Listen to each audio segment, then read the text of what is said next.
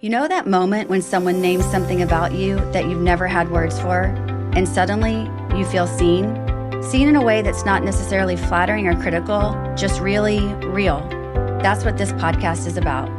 On every episode of Seen by Birkman, we explore real stories, practical applications, and honest conversations about what it actually looks like to be understood through the power of perception. Not as a label, not as a type, but as a whole person. This is a place where human data meets human depth. I'm Amy. And I'm Torri. And this is Seen by Birkman. Okay, so the first part of our conversation was kind of needs in a practical, operationalized, day-to-day world. Yeah. And there's a lot of value to that. And especially when we're talking about the workplace, that conversation is very powerful and very useful and needed. Yeah, it's like from a day-to-day perspective, how can I practically get these things met, cope, do a good job at my job, be my productive self, and like keep on keeping on. Yes. And so I started working at Birkman when I was 22. And about 15 years ago, I started reading books on Buddhism. And this one day, like, you know, when you have this like connection and you feel like you crack open. So this one day I'm like reading about this, and the fundamental tenet of Buddhism is that expectations create suffering. And another word for needs is expectations. And so Birkman needs create suffering. And it was the first time that like I was like, oh, this is why this is so much bigger than a workplace tool. And this is why it resonates so viscerally with people, because like we're actually tapping into like the human condition and the most painful part of being a human, which is suffering. And so that's where I think my mindset around Birkman started shifting, and that's actually the world I live in more now. And what I love about that is that my grandfather was very spiritual. He came from, I think the 7 generations before him were Lutheran pastors. So it was actually a big deal that he didn't become a pastor. Like he was like, he thought he disappointed his family because that was just the expectation. And it was so tied to who he was. I mean, I don't think you would have a conversation with him where he didn't mention God. And very early on, I had a really great relationship with my grandfather because... For anybody who listening, yes, was the creator of the Birkman method. Right, okay, yes, that's right. Just in case. Sorry, that's the right. family tree. Yeah, so my grandfather, Roger Birkman, and he was a very, positive, quiet, introverted, intellectual, academic psychologist. And then there's like me. Right? And I was very much myself with him, and he loved that. And people were like, I can't believe the things that you say in front of him. And like, I got the biggest kick out of that, but I digress. And he early on would always say like Birkman is a spiritual tool. And it always bothered me. Because I was like, it's not. And it just felt like such a bold. Like a leap? Yeah, it felt too big to me at that time. And I think, that part of you does develop over time. And it stuck with me so much because that day when that like connection and click happened, he was already gone. And I have felt guilty for a long time about that because I'm like, oh, I think he was right. The way he framed it didn't make sense to me. Yeah. But if you kind of zoom out from a more macro point of view, these internal parts of us, this internal wiring that we call needs, actually is what creates the suffering. And I am very early on in my journey of this part of the practice. I bring you along Birkman. with it. you have brought me along. Yeah. There's a lot that I've been learning, but I am still very much a student of Yes. this side of the And I am practice. too, for sure. So we are more students than Yes. teachers Yes. at This this is point. where I feel like Let's all learn together. yeah, we're moving out of our subject matter expertise at this point. Yes. But it's important to me. But it's really important that we start the conversation, that we have the conversation. And what I was going to say is, hopefully it'll come back to me. I'm not quite sure. It's important to me because it was an absolute truth to my grandfather, and I didn't see it, and now I feel like I've arrived back there, and Yeah. to me that's important, right? And it almost there's a part of me that feels like that's the evolution of the Birkman, like that's the role that I need to play. And so something that has genuinely concerned me over the last few years as I've gotten more into these types of conversations and topics is, are we doing people a disservice to tell them about a need that then they attach to? Oh, that's what I was going to say. Yeah. The attachment piece. The attachment. Yes, because it's not, I'm like not saying this as if I know it, I'm asking. Yeah. It's not the need that creates the suffering. Right. It's the attachment. It's the attachment. It's to the attachment piece of it Yeah. that can create suffering, because it's the attachment to the expectation that Yes. creates suffering. It's that.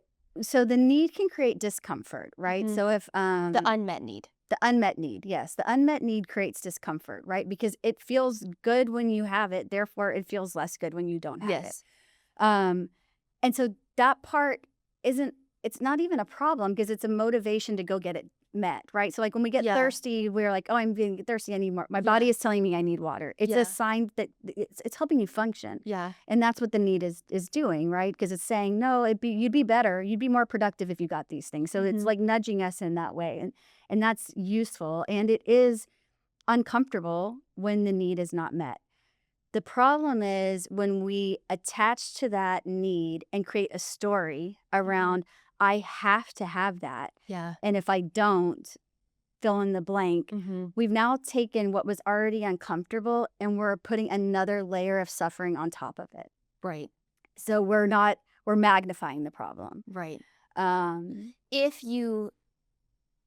If there's only one path to comfort and satisfaction, like if the only path to feeling good is having need met, right. then of course you have to get the need met. Right. Because like, of course I want to feel comfortable and be able to live my life in a way that feels good. Right. So I better go and get all of these needs met. And when you say I have to get a need met, that's a person speaking from a place of fear. Yeah, absolutely. I have to. Not, it would be great if I could. Yes.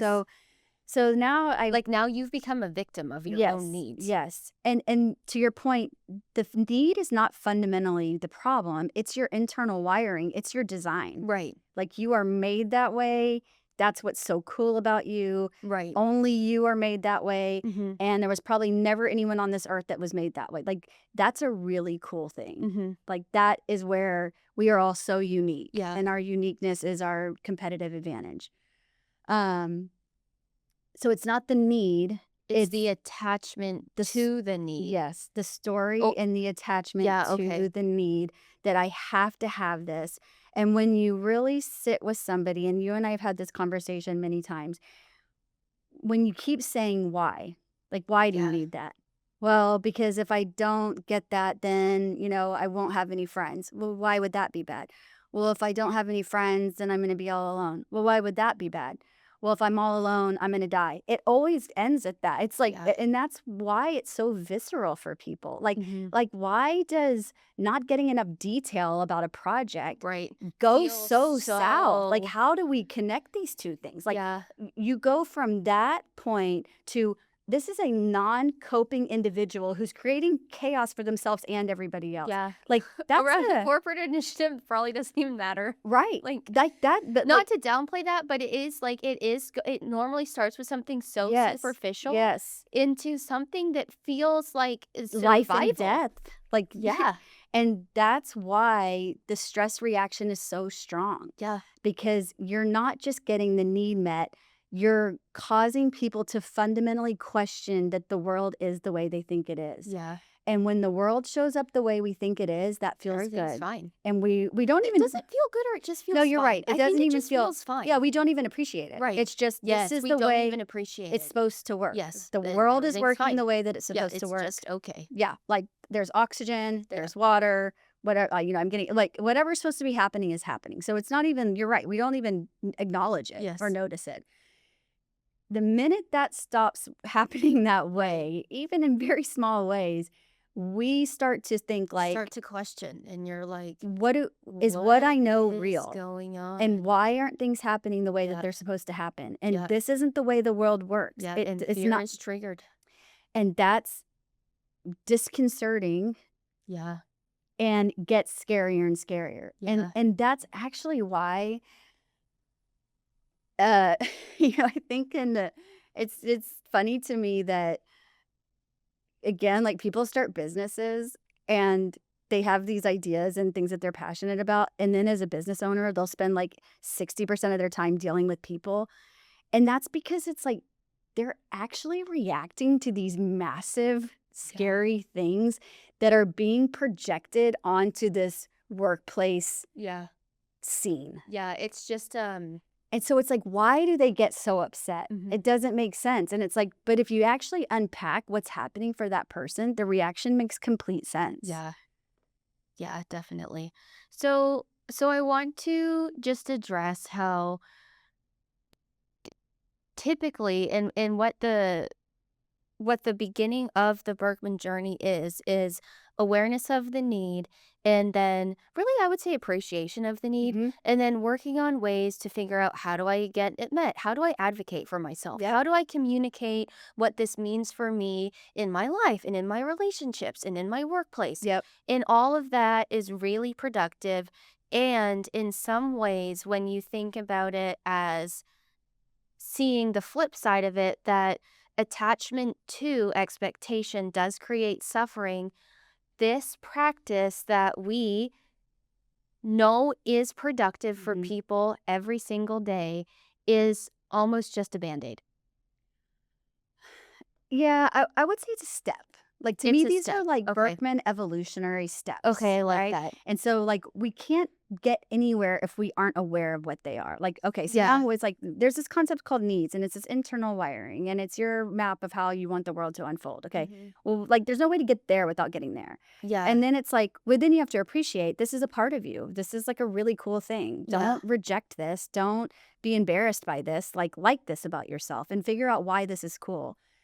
Then it's like, how am I the best version of myself in a practical way? That's getting the needs By met. getting the need, and that's not even easy. Oh, no. Like, none of this is, yeah. that like it seems like because there's another step, Yeah. therefore this step should be easier, Yeah. but that doesn't downplay the work that it takes to do these three Right. steps. And here's the thing about the third step is that, Is the third step getting the need met? yes. Okay. It's you actively getting, You actively working saying what you on need, needs fulfillment. organizing your life, structuring in a way where you're getting your needs met. But the hard part about that is that even if you reach that once, it changes so quickly. Because context is changing Yes. and needs aren't static. So the minute a new person comes onto the team, Yeah. or your boss changes, or you change companies, or like that's why it's work, because you can't Yeah. you don't get it, and then Yeah. you're like, oh, I don't have to worry about that anymore, because It's like doing every the dishes single every day, day. it's Every exactly day like there's every day. another plate and another spoon. Right. and yes, gotta do it again. Right. And so I think if you're not aware of that, that's another trap. Is Yeah. that, and I think, That it's like, I got this met, but now Yeah. it was taken away. well, I think one of the things that holds people back the most around the Berkman, who are like Berkman experts and do Berkman work, is it's so hard to understand that intellectually knowing something doesn't mean you're doing it. Mhm. And it's so hard to notice that Mhm. I know what the right answer is. I know what I'm supposed to be doing. I have all the data and the information that I need. Actually showing up that way Mhm. and living that way and functioning that way as a leader Mhm. is a completely different story. And I unfortunately think a lot of people get that first part, and it's a false then sense you of think that you're confidence. doing it. Because I know, like, it's like you try to tell me, I'm like, no, I know. Yeah. I know that. Yeah. Yeah, you're like, No, I know you know it, but you're not doing it. Right. And I think that's a huge trap. So we have, first, like, what is it? Appreciating it. How do we strategize around getting our needs met and helping other people get their needs met? And even advocating for yourself to get them met, because I Absolutely. think that's another thing, like, just building up the confidence sometimes That it's to okay know to that ask. you're worthy enough to ask Yeah. for this need is massive amounts of bravery for people, Yeah. to be able to do that for themselves. I think a lot of the time it's easier to advocate for someone else Yeah. than for your own needs, and that could Because be a we whole other don't like episode. feeling needy, Yeah, right? Kind of going back to yeah. our previous But conversation. anyways. And then the top level Mhm. that is very hard to reach, that I am in no way claiming I operate at, is the ability to say, I have this need, and that need does a lot of cool, beautiful things for me. But when it's not met, it's going to feel uncomfortable.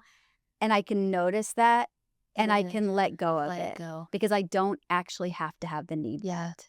That's the truth. It's like you're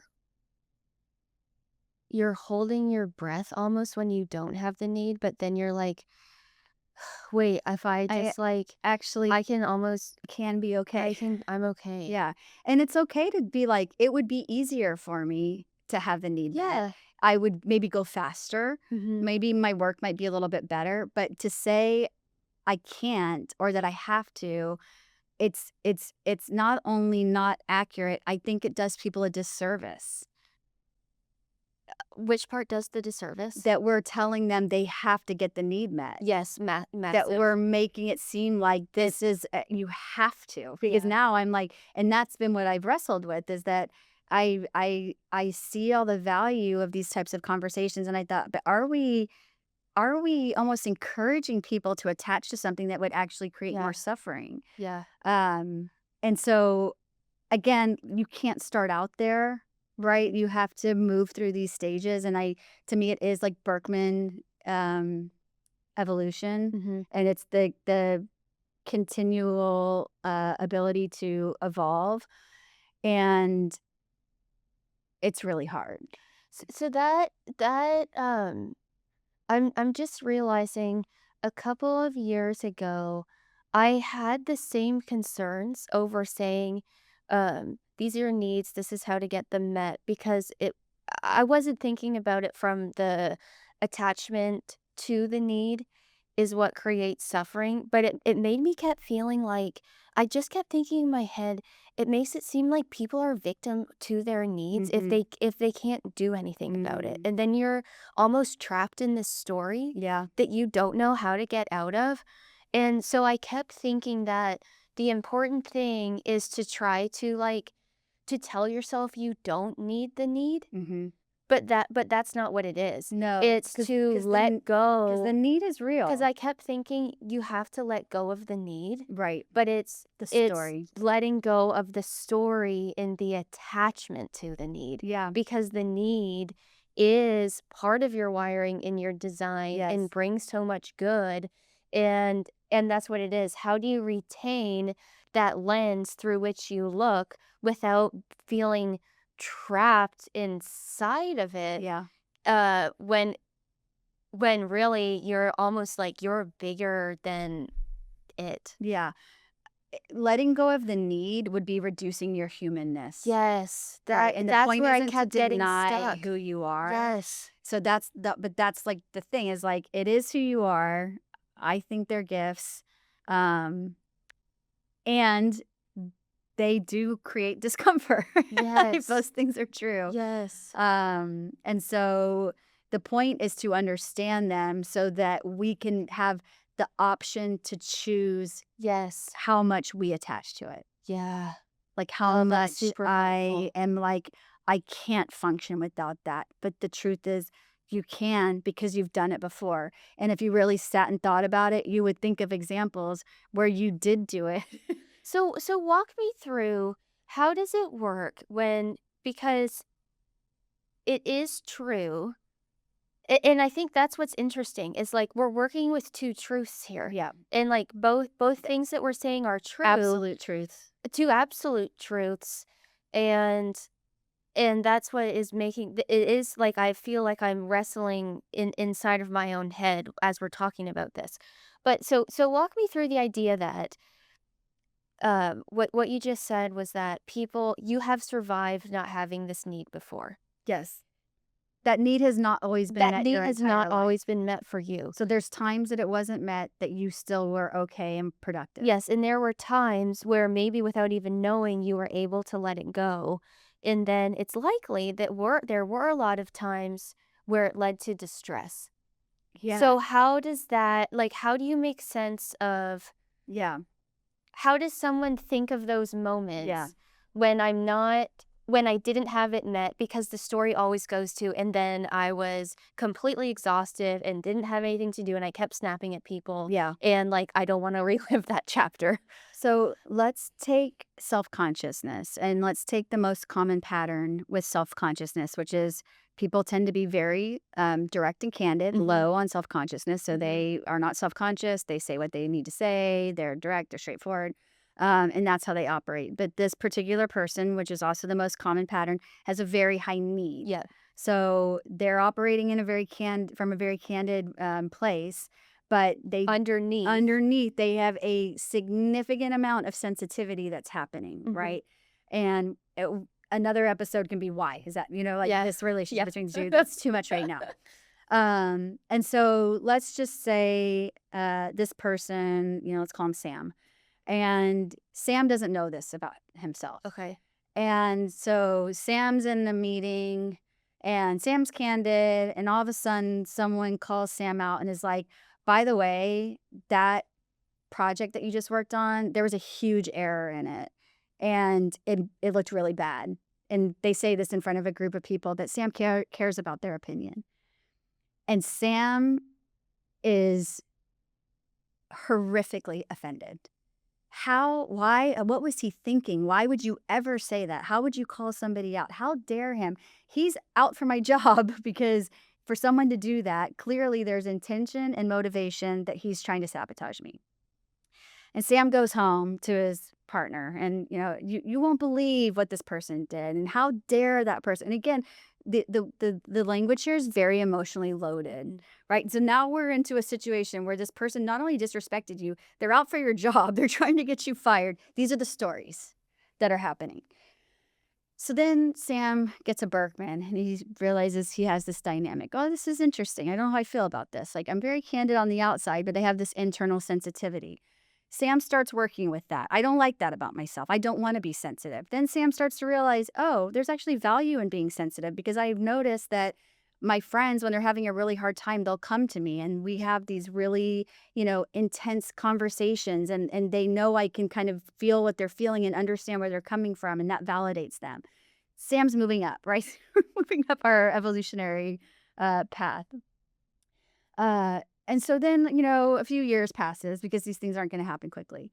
And Sam is in a meeting and somebody says something and he has that same feeling, right? Something is said that it makes him not feel respected. He feels embarrassed. He feels like he was called out in front of people. The exact same situation happens. But now the story changes. Sam knows that he's sensitive. He knows, like, sometimes I take things too personally. I know that person likes me. Like, we do good work together. Was it the best way to say it? Was the timing right? Could they have used different language? Yes. But now I'm not attributing, like, you see how, like, the discomfort happens, and then we just start layering on top of it Yeah. stories, and they're not positive. Humans Yeah. never fill in with positive stories. Like, we never are like, I bet they were trying to make me look good. At least not most of the time. Most of the time. I think, well, you can assume that's Yeah. not the case. And so you see how this one thing that was a moment of discomfort, ouch, that didn't feel good. I wish she hadn't said that in front of other people, right? That moment has now become this giant story, right? And if now in his advanced state, Sam notices it and is like, that's okay. I let it go. How did Sam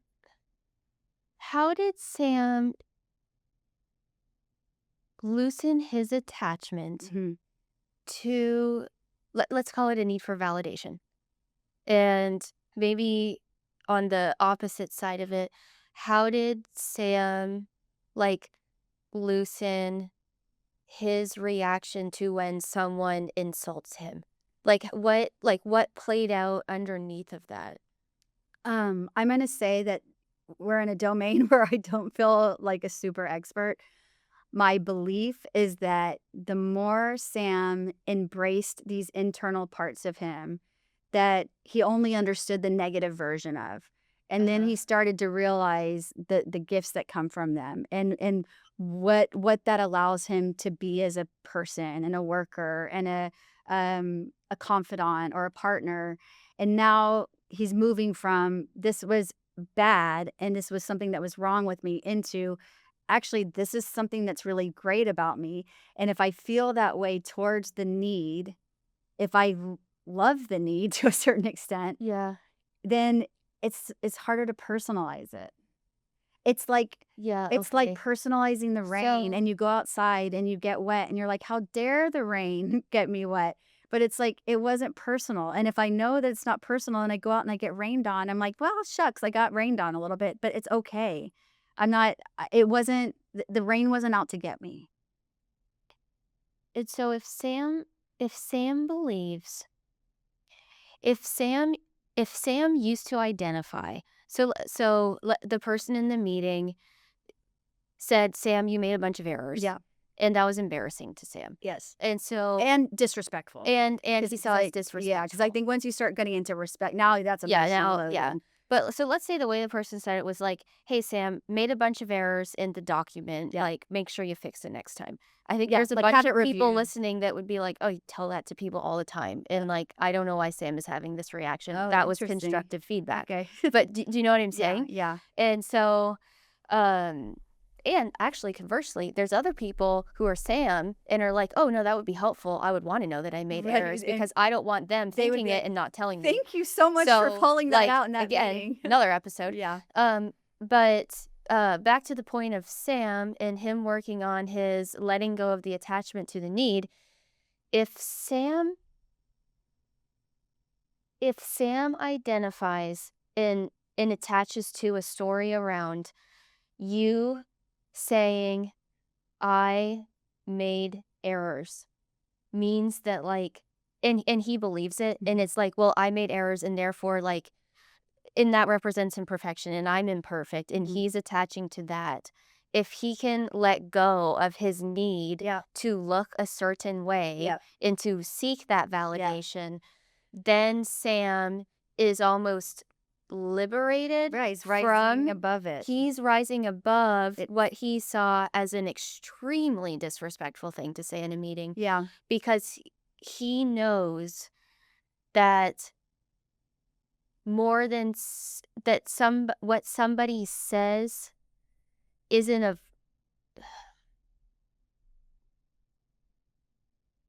he knows that if someone's he's not attaching himself to the It's not criticism. personal. And so if he lets go Yeah. of the criticism, It's not personal. but And like it was personal, but if he doesn't tell that same story in his head, then he doesn't as deeply feel impacted by it. yeah, like, it's interesting because to me, when I was giving this example, the story I think he's telling himself is, like, this person is hugely disrespectful, and I can't trust this person now. It's interesting because you took a different Yeah, I saw it as, he was like, "I feel stupid, yeah, and I I got feel called dumb. out, and I don't wanna be seen that way." And it's an important point because these are the stories being layered on. Yeah, It's not yeah, one yeah, yeah. story. It's all these stories. And now this one moment in time is becoming this huge, heavy, dark, Yeah. uncomfortable thing where we're so instead of just noticing it and like, "Ouch," that didn't feel great, but I have enough confidence in myself, great feedback that I need to make sure I edit it before I send it out next time, whatever Mhm. it might be. But like that, it's it's a good point because like we collect the stories Yeah. from many different angles. Okay, so that's interesting because you know how you just said, okay, I'll brush it off. Mhm. That's like another, I think, stepping stone of just being able to be like, to acknowledge in the moment that someone said something that hurt my feelings Mhm. and called me out. and I'm gonna be like, "Hey, if I pause for a second and I'm like, I know that this guy is not out to get me Right. and that he was doing that because he knows what I can do Yeah. and that he just wanted to tell me this so I don't do it again because I don't normally do things like that." Right. And so that's one thing of, like, reframing it, but then I think another and, like, almost brushing it off and being like, "Okay, it's fine." So I'm gonna interrupt you because it's not brushing it off. Well, because that's what I was gonna say It's because feeling it. brushing it That off hurt. That didn't feel good. The so need got pushed on, right? So it's acknowledging in that moment, like, oof, that doesn't Oh. feel good, and letting yourself feel that. Oh, so we are still feeling the Yeah, pain. yeah, but we're not adding stories on top of the pain Oh, because got the it. discomfort is real. The need's not So we being are met. still feeling the Yeah, need. we're acknowledging Okay, the I need think that is I was real. thinking we put up this, like, enlightened sphere Yeah, no. around us, and it's like, "Ooh, no, I don't feel that Yeah, anymore." it's But it's going like you like still feel it, and then you, like, release it yeah. without putting these More layers on story. top of it. It's already uncomfortable, so let it be Just uncomfortable. sit in the Feel the uncomfort and discomfort go, and "Ouch, then, like, let it that go. didn't feel good." And I can either choose to now attach to that and decide all of the stories about why this happened, and this place is a terrible place to work, and my boss didn't come to my defense, right? Like, the stories are endless. Like, we keep layering them on and on and on. So it's the difference between going, it makes sense why that hurt. I'm sensitive. He said Yes. it in front of a lot of people. It's a reasonable, rational reaction to have my feelings hurt by that. Uh-huh, It didn't feel good. Let uh-huh. me sit with that. Like, oof, that didn't feel good. Okay. Now the choice is to feel it and move on, or stay with it and start explaining and rationalizing and intellectualizing all the dynamics that are happening for this to be happening to you. Yeah, that's important that this was happening to me.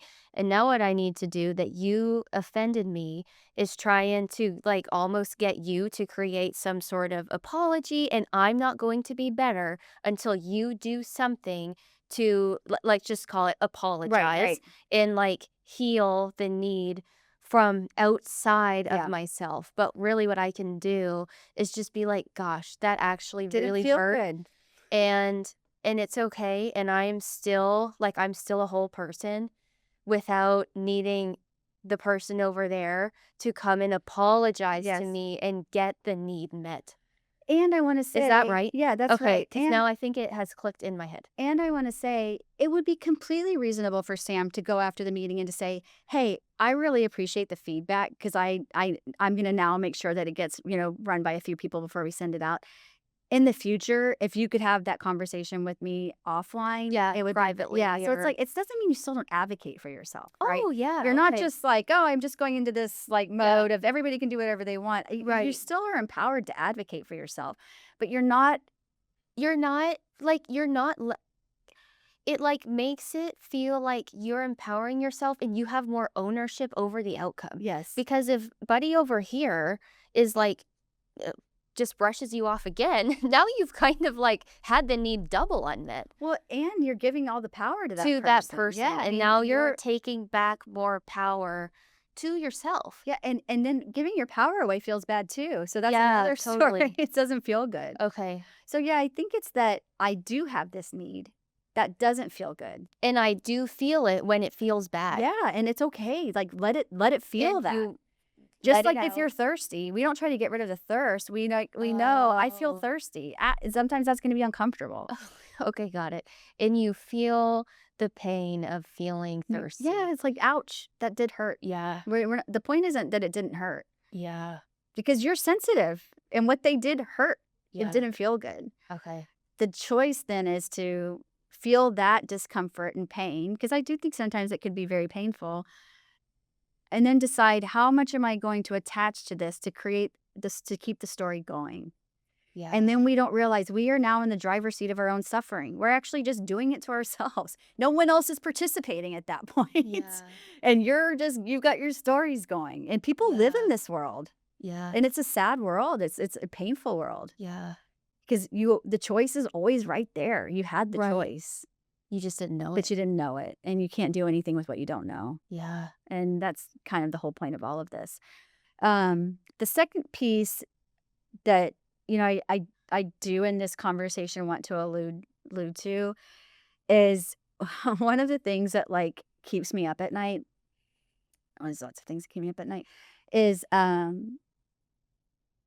the dynamic that it's so easy to see other people's challenges and flaws and weaknesses. Like, it's so glaringly obvious, and you Mhm. could take people and just give them, like, these feedback forms telling them exactly where they're not doing it right and how they're handling things in a wrong way or in a less effective way.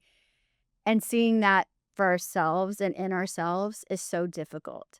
Yeah. And why that's important to me is because Dr. Birkman, my grandfather, his beginning connection at the start of all of this, 75 years ago, was the Sermon on the Mount, where it says, "Why do you worry about the splinter in your neighbor's eye when you have a plank in your own?" And I think we have to that those are the planks Yeah. that we're not seeing, and we're so preoccupied with what other people are doing, and it's like, Yeah. that's nothing compared to what you're doing to yourself. Oh, compared to what you're doing to Yeah. yourself. Yeah, Like, like you're putting the plank in your this eye. person in the meeting may have upset you, but look at how much more upset Yeah. you've made Yeah, yourself. because now you have Oh, someone out to get wow. you, the company you work That's a new for is horrible, interpretation for the me of manager's that. not defending you. I mean, that's a lot to take Yeah, on. that's a lot to take Yeah. on. Woo. And was it even real? Yeah, I And what does know. the story give you? Like, what's the Yeah, value of the story? Does it make you feel better? right. I think it feels like it makes you feel better, and I think it makes you feel worse. So, the point being, like, hey, this is so hard. I actually think this is the hardest thing for humans to do. Which part of it? Like, this whole, um, not attaching to things, Yeah. not creating stories, not being the main character where it's always about me and everything that's happened. Like, I mean, I think the rain is a good example. It's not personal that it's raining outside. Like, it has nothing to do with you. Okay, and so now the connect for me with that example is you can still feel wet Yeah, and be and upset that uncomfortable. you're like soaked Yeah, like, you're wet, and and that doesn't like feel great. not be like, well, it's raining because today was my day off and I was Right. going to go and do this. And Yes, like, and of course it's it going to rain always does today. that. And It it always always yeah. does that to me. This is just That's my luck, and that's this is what the we're story of letting my life. go of the Yes, stories yes, around because those stories are that. creating way more pain than whatever the And initial my umbrella's broken. right. Yeah, and my husband broke it, and he always does that, and he doesn't Yeah. replace it, and then he put it back in the right. The stories just keep going, and Yeah, they're yeah, coming from yeah, yeah. everywhere. But it doesn't change the fact that, like, yeah, it sucks that you're soaked and you have to walk into a meeting right now. Yeah, and I think it's just we have But such if a that if but if so okay, now this is all clicking. And if it would've just stopped there and yeah, you're like, "I'm soaked, I'm showing up to this meeting," and that sucks yeah, without all of the other yeah, like stories around yeah, that it, then sucks. I do see how, while this is annoying, Right. all of that makes it Yeah, 10,000 those are times more painful painful. stories. Yeah, They're that's way more It's way painful more than I painful need than to the go get a new rain. shirt. Yeah.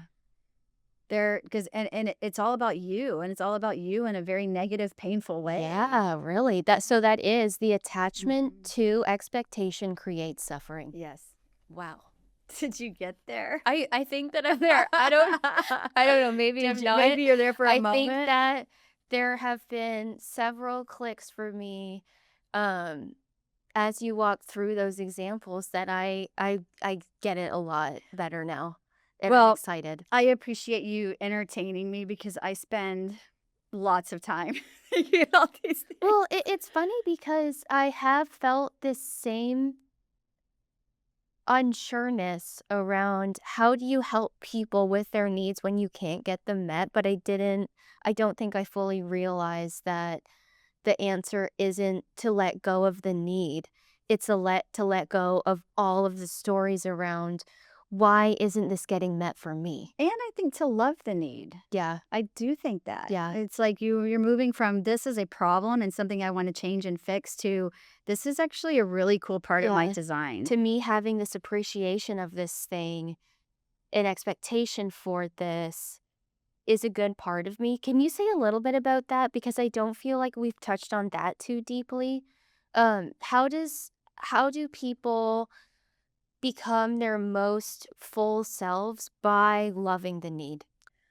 Yeah, I think in the time that I've been at Berkman, we've always said needs are neutral, and Yeah. I don't think that's true. I think that they're strengths, and Dr. Berkman said the same thing. So I've always like tried to be a Berkman purist, Yeah. and I really try to like get down to like the essential roots of what we're talking about. Um, and if you're unaware of the need, or if you resent the need is always going to create pain for you. Uh-huh. Because again, it's the story of not only do I have this need, I hate that I have this need. Yeah, okay. Right? Like I take my self consciousness. Like Yeah. I already feel self conscious and uncomfortable. And then I'm judging myself for feeling self Oh, conscious and yeah, okay. uncomfortable. And I'm like, I don't like that about myself. I don't want to feel self conscious and uncomfortable. Yeah. And now I'm in that loop, right? Yeah. And so I have to, easier said than done, notice when I feel self conscious and take a step back from that and be like, if you weren't self conscious, you would lose so much of your essence because you notice the parts about it that are a pain and annoying and frustrating, but like you don't notice how it's like intrinsically connected to so much about you that is what makes you good at your job or likable or whatever those things might be. And so once you can be like, wow, I love that about myself, it completely changes the relationship to yourself. Yeah. And then you are protected from other people because it doesn't matter what they think. You're not so invested in their opinion or their agenda or what they're, it doesn't matter anymore because you're like, I like that about myself. And if you are less invested in thinking that if you're less preoccupied by potential judgments from other people, you have more space to connect with them in positive ways. Yeah. And you know, that's a kind of another point is anytime you have a reaction to something, the most interesting thing about that should be curiosity about why you're having the reaction. Because there's billions of inputs to our day. And like that plant's not upsetting me. You know, it's not offending me. It's not doing anything that's like, so it's not personal, but then something else will. And so it's like, why that? What is it about Yeah, what is me it that's about that? reacting into that? Because it's not about that. It's not about the plant. It's not about the person. It's all reactions you're having. Yeah, it's not about what he said in the meeting. Right. It's about It's you. about you. Yeah. And once you move into that mode where everything is a mirror and you're curious about it, that's where it gets really interesting because it's like, why am I having, like, why does that Yeah. push on me? Or why does that not feel good? Or why did that bother me? Or why does that person annoy me so much? Whatever it might be, right? And it's like, it's not about them. Yeah. Like we're literally looking the wrong direction. We're looking out and not in. Yeah. I think that's a really good takeaway is how do you turn in to take more ownership Right. over some of these things? Yep. And I think one way to start is just choosing one need that you want to practice letting go of the attachment to the stories that you have around what happens when the need doesn't get met, or why did this happen to me that this need didn't get met. Yeah. And turning inward to release those things, I think, is a cool journey for people to at least start considering. Well, and if you think about like the stories keep you facing outward Yeah. because now, it had nothing to do with me. Yeah. But I'm just here. I'm just existing. Yeah. They're doing it all. And really it's about like changing the focus into why is that? Like, why did it hurt my What feelings? makes this Because to feel your so point, there painful? are people that could have had that exact exchange and would have thought, I love how direct he is. Right. That's great about him. Yeah. That's He always actually my tells me- favorite thing about Yeah, them. I know exactly what he thinks about my work. It's like there are people that would have had that reaction. So it's like, why did I have a different reaction? And even more so, they would have been offended if they wouldn't have said it. Yeah. Like, That would have that's felt the wild disrespectful. part. That would have been disrespectful if they you would should have have told me withheld that there were information mistakes and last not time. just said it. Yeah. Because if you don't say it, it's like, well, why didn't they say it? Is it even a bigger deal than what I thought? Right. So that is, there's a lot going on. There's a lot going on. I think this was a really neat conversation for me to get to have with you and learn from you. And I'm excited to have more conversations about this side of what Yeah. we do with expectations. And really the whole Berkman, I think there's a another step that a lot of us haven't stepped into yet. And it's going to be a fun journey to start exploring that. And I actually think it's the future of work. Yeah. I do think these conversations are they're going to continue to become more tolerated, Yeah. expected, Yeah. valued, appreciated. Again, being human is going to become the biggest competitive Yeah. advantage you have. It's like a strange statement to say. It is so strange. But like lean into that. And that is the most human story. Yeah. It doesn't get more human than that. Yeah. I love it. Well, thanks for entertaining me with our conversation today. That's it for this episode of Seen by Birkman. If this changed how you see yourself or someone else, it worked. Share it with someone who needs the conversation. See you next time.